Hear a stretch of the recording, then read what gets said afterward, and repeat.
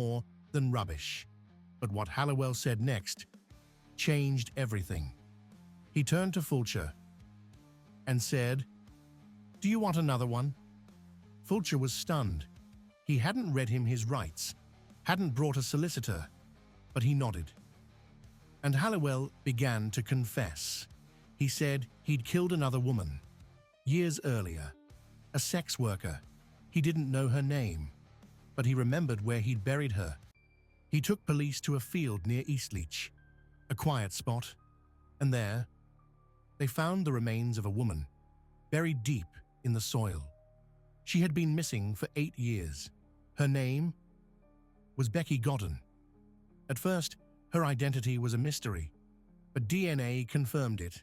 She had vanished from Swindon in 2003. Becky had struggled with addiction.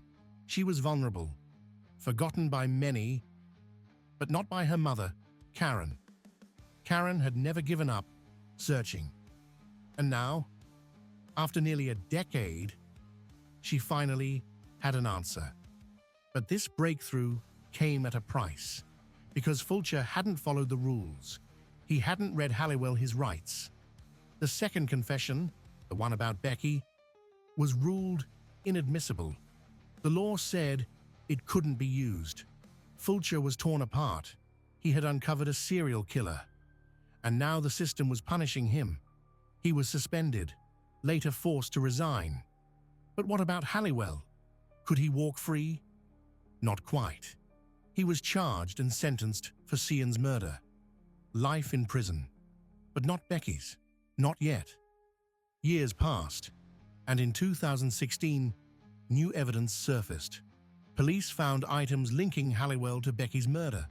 A hair clip, gravesite soil on his tools, and a trophy he had taken. This time, it stuck. Haliwell was tried again, and finally found guilty of murdering Becky Godden. The judge gave him a whole life sentence. No parole, no escape, but there's more.